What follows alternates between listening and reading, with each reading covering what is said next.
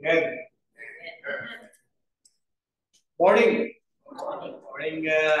Happy Lord's Day. Welcome everyone to the month of June.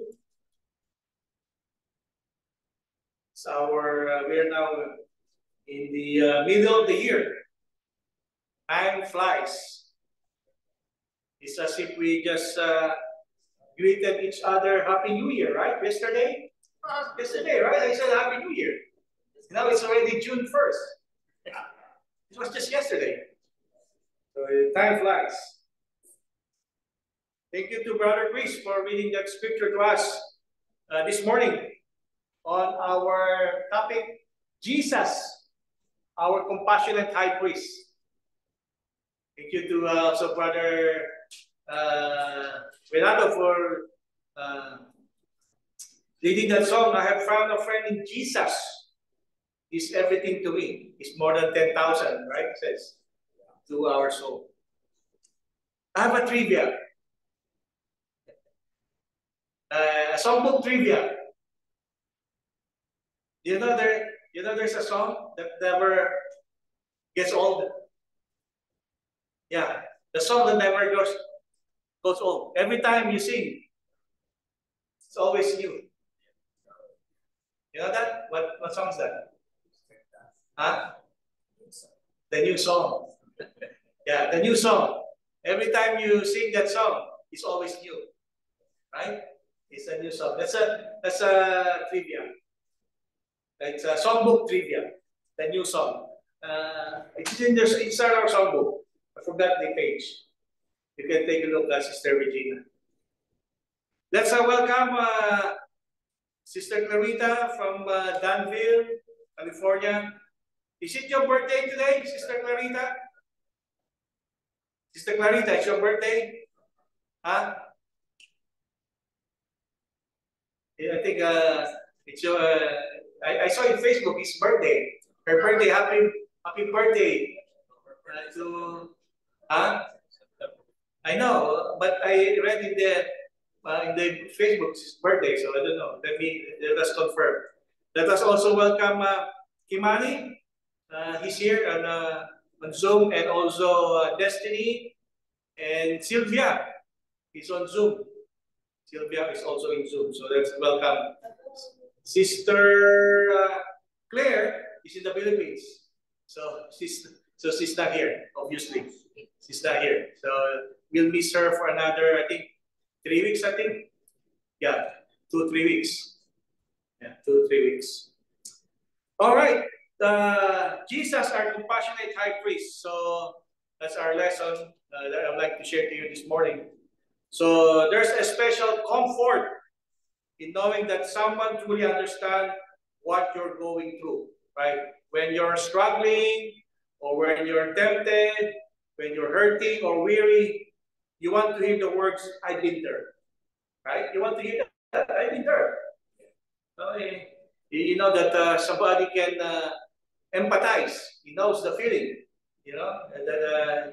So today, brothers and sisters, we're going to talk about someone who not only has been there, but also continues to be there with us every step of the way.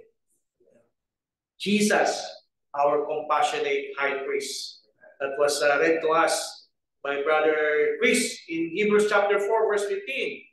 It reads in that verse, for we do not have a high priest who cannot sympathize, it says, sympathize with our weaknesses, but was in all points tempted as we are. So he was tempted as we are. But there's the key phrase. What's the key phrase there? Yet without sin. He didn't sin. So remember, Jesus is not a distant deity or a distant God, nor is he a mere historical figure. He is our high priest. He is our high priest who walked on this earth, felt what we feel, still intercedes for us with compassion. He is the one we are called to fix our eyes upon. That's why our annual theme, keep on looking unto Jesus, because why? He is the author and finisher of our faith. He is our Like Brother Richard, we were talking the other day, say, He's the Alpha and the Omega. He's the first and the last. So this morning, we will explore several key truths about Jesus, why He is our compassionate high priest. Number one is Jesus understands our weaknesses. Jesus understands our weaknesses. In Hebrews chapter 4, verse 15, in that verse, in the first phrase, it says, for we do not have a high priest who cannot sympathize. Take note of that. It says, for we do not have a high priest who cannot sympathize. So what is that? That's a double negative. It says, who do not and who cannot. So it makes an emphatic. It makes an emphatic that Jesus truly does sympathize with our weaknesses. That's what it means. It says there, who do not, for we do not have, it says, who cannot. So Jesus truly knows how to sympathize with our weaknesses. Because we all have weaknesses, right? We have to admit that. No one can say, I'm strong, right? Whether physical, emotional, or spiritual, we all have weaknesses. Jesus understands them all. That's the thing. Why? Why He understands? Because He lived among us. He lived among us. He experienced hunger, right? We experience hunger. That reminds me of Brother Richard when we went to, he was so hungry that he right away, he gulped 5 glasses of water. So, he experienced hunger. Jesus experienced hunger, He experienced thirst. He experienced fatigue. He experienced sorrow, grief, right? Jesus wept, the shortest verse in the Bible. He experienced betrayal. He was betrayed, right? Who gave that kiss, right? Who betrayed Him.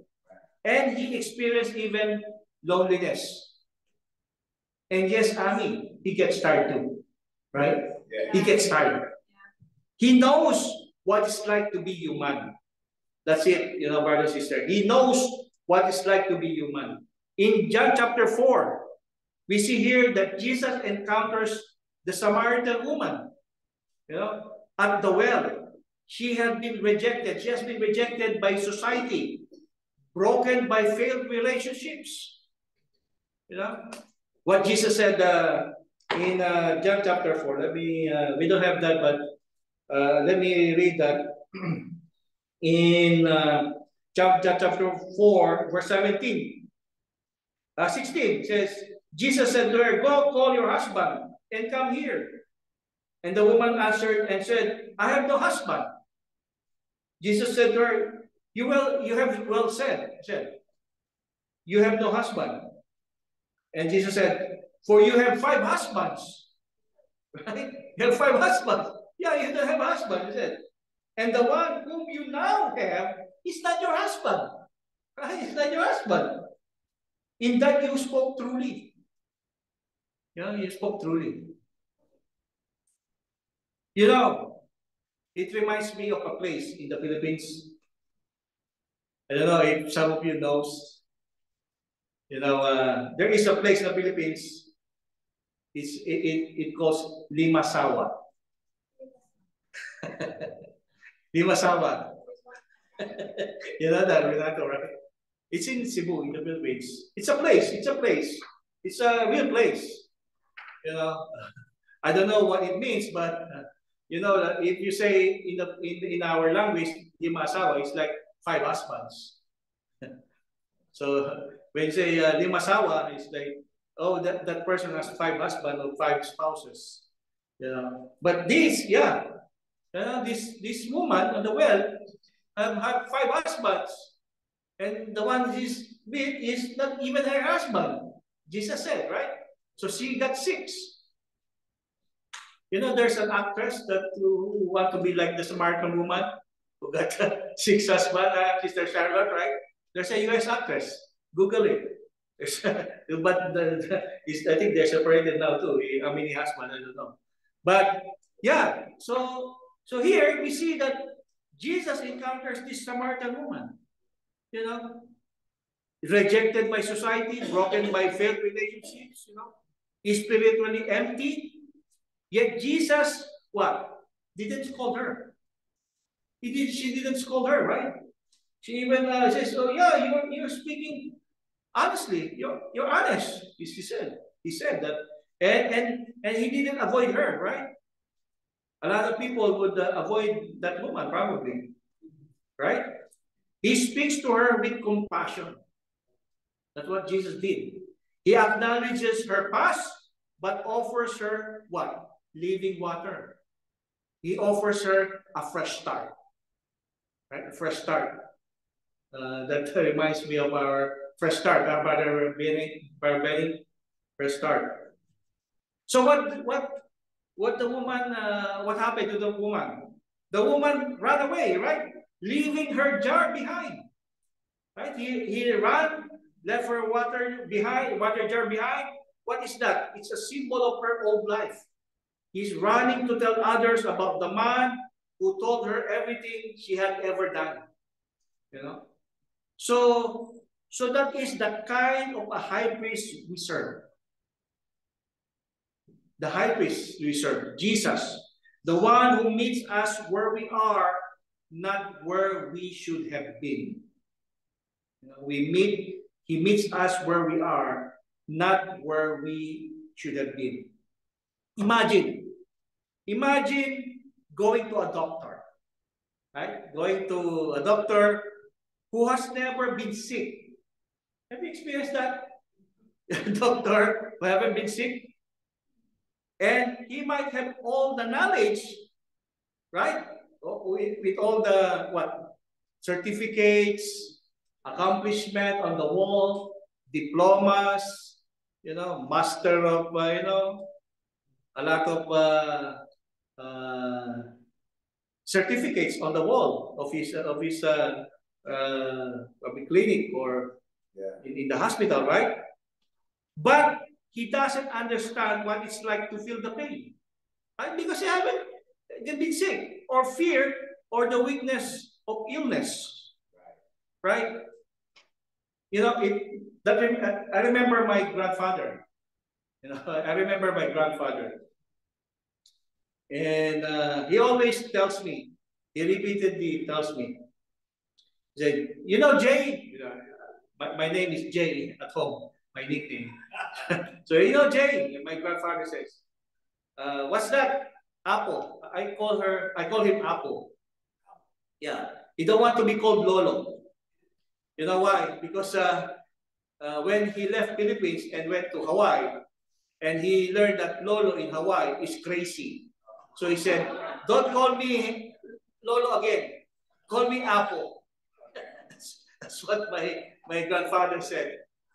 Because Lolo in Hawaii is crazy. So he said, "I'm not crazy." But my grandmother said otherwise. It's crazy.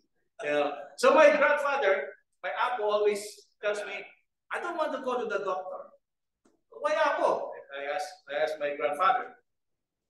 Then, because when I go there, and then I asked them, and I mean, he said that when I go there, they ask me, "How come you're here?"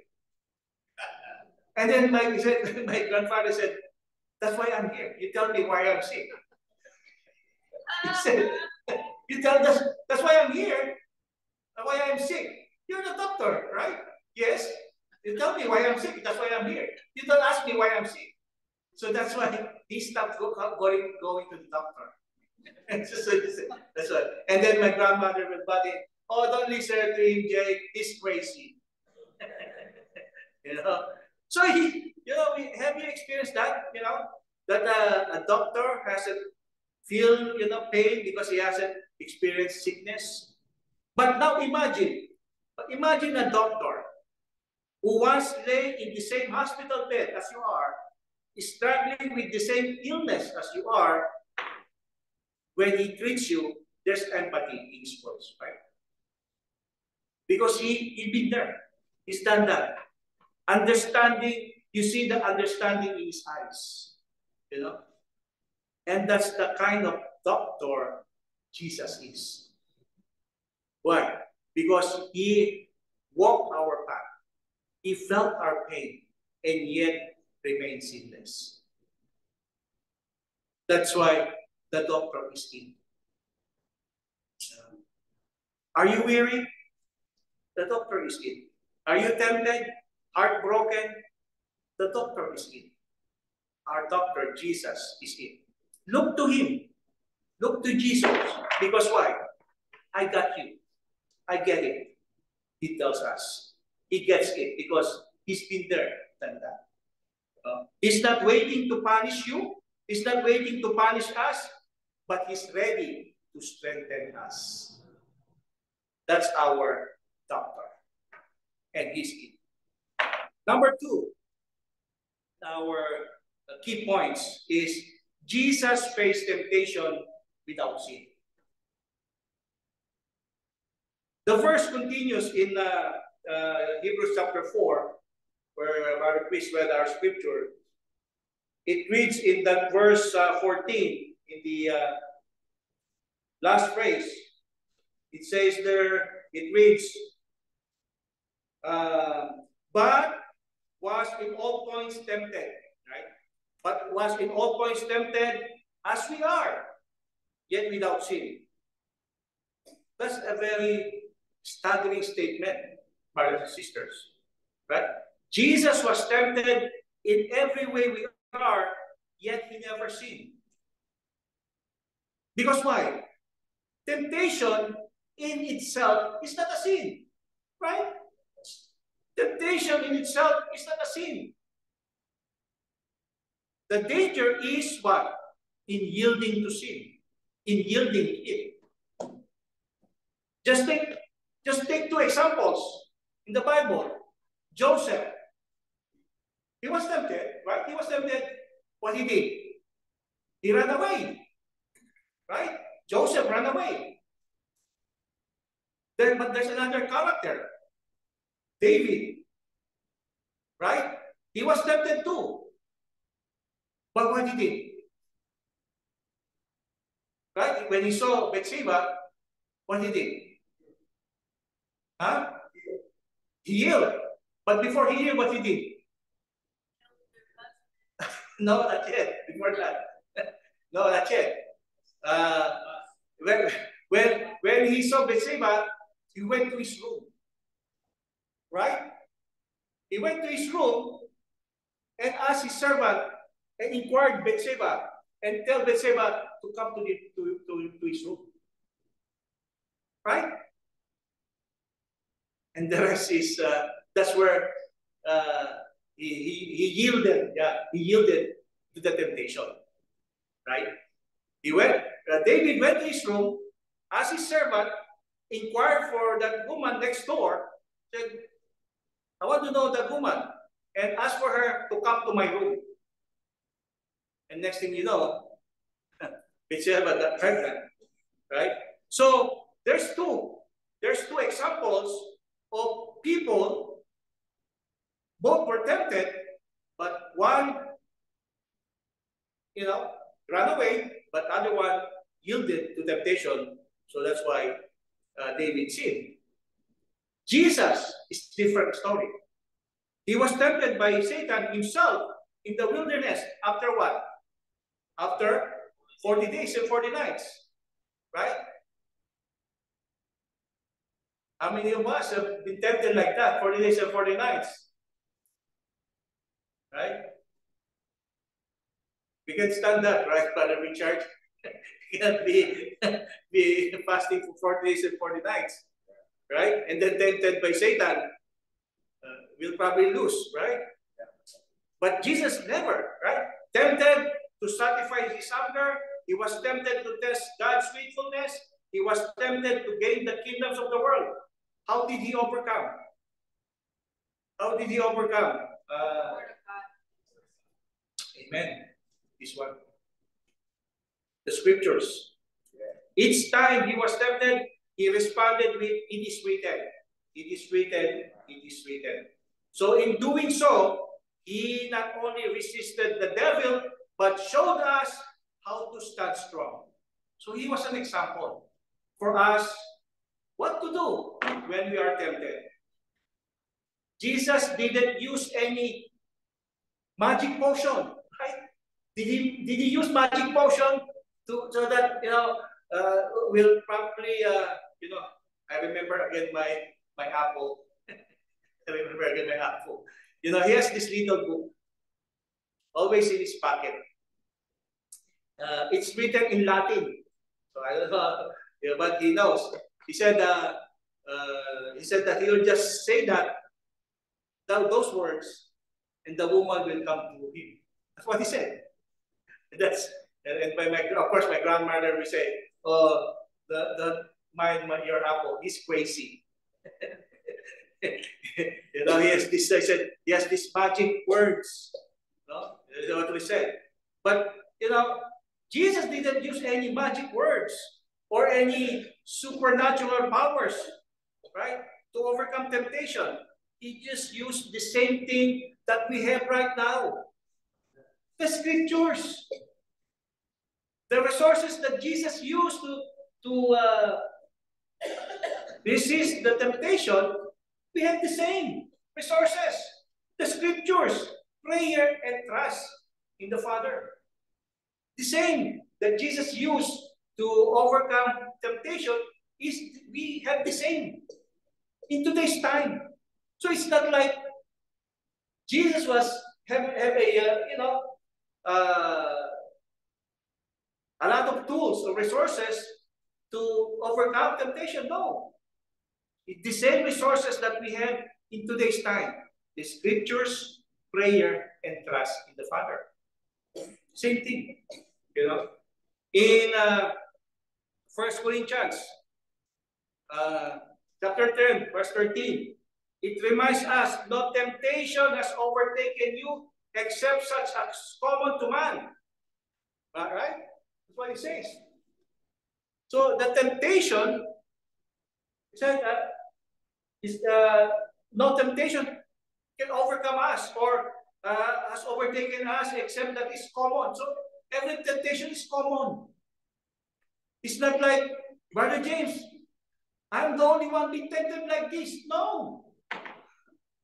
Right, Brother Alan?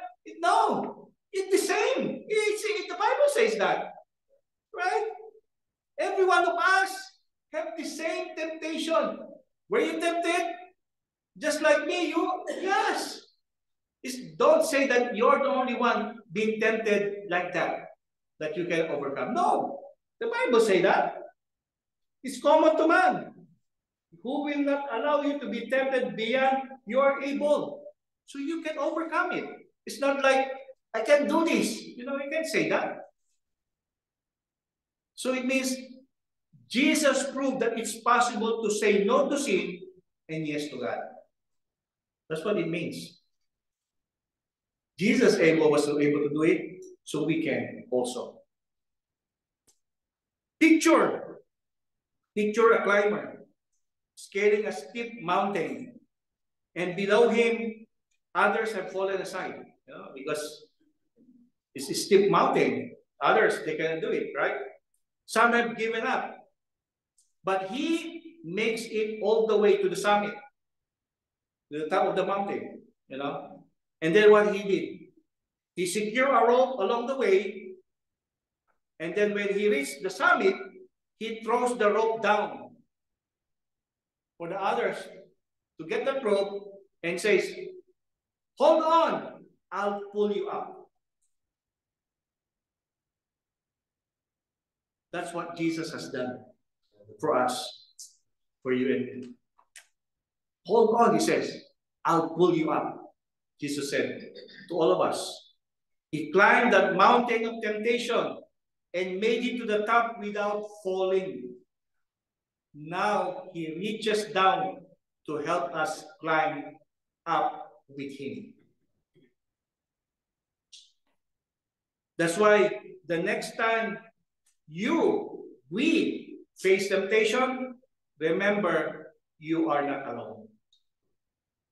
Remember that. Look to Jesus. He has already won the battle and will help us through it. Number 3, Jesus invites us to draw near with confidence. With confidence. In verse 16, that was read to us, our scripture, in verse 16, he says, let us therefore come boldly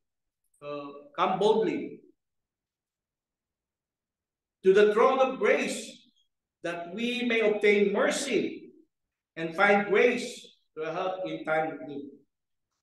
Okay. So when we look to Jesus, we don't have to be afraid of judgment. We can approach Him with confidence, right? When we come to Jesus, we won't fear you will be judged, right? Unlike some people today, the first thing that you will hear, they will judge you right away, right? Not with Jesus. He will not judge you. You won't be afraid of being judged, but you will approach Him with confidence. For therefore come boldly, let us therefore come boldly, it says, to the throne of grace, that we may obtain mercy and find grace. Right? Just look with Peter. Just remember Peter. Peter, how many times Peter denied Jesus? 3 times. Why 3 times? Should have been 4 times, right? Para Benny. Why 3 times? Why 3 times? It could be 4, 5, right? Could be more, but 3 times. Jesus said that the 3rd time, the cock crow will, the 3rd time you deny me, he said. Peter denied Jesus 3 times. He must have felt unworthy, ashamed and broken. But what happened? Jesus restores Peter. In John chapter 21. Jesus didn't condemn Peter, right? Did he? Did he judge Peter? Why did you deny me 3 times? Did Jesus ask him? Ask Peter? No. What he said, what he asked? Do you love me? Do you love me? Do you love me? I like you. Yeah. 3 times also, right? Not to shame him, but what? To reaffirm his calling. To restore him.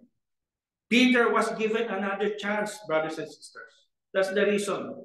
And the same Jesus who restored Peter offers the same grace and mercy to us today. The same Jesus.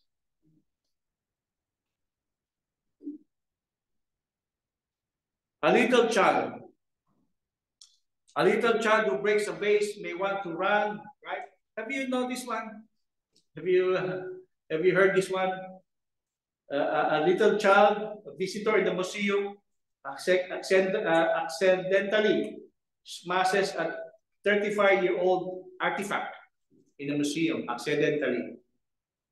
I heard he's just a 4-year-old boy. Accidentally, probably, was running and accidentally smashes that vase, So a little child breaks a vase. So what happened? He ran and hid from his parents, right?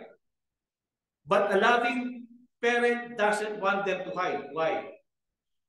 They want the child to come to them even in their brokenness. Right? That's what God is like. He don't want us to hide. That's why God, when He was looking for Adam and Eve, said, "Where are you?" Right? But Adam and Eve, they went hiding. Right? So, but God wants us not to hide. He wants us to come, even if we sin. He wants us to come. He wants us to come to Him. Through Jesus, we can come boldly to the throne, not because we are perfect, but because He is perfect. That's the reason why. So that's why don't let guilt, don't let shame or fear keep you away from Jesus. Run to Him, not from Him. Run to Him. He's waiting with His grace in His hands. Before we close, there's a story of a boy whose kite flew so high into the clouds that it disappeared.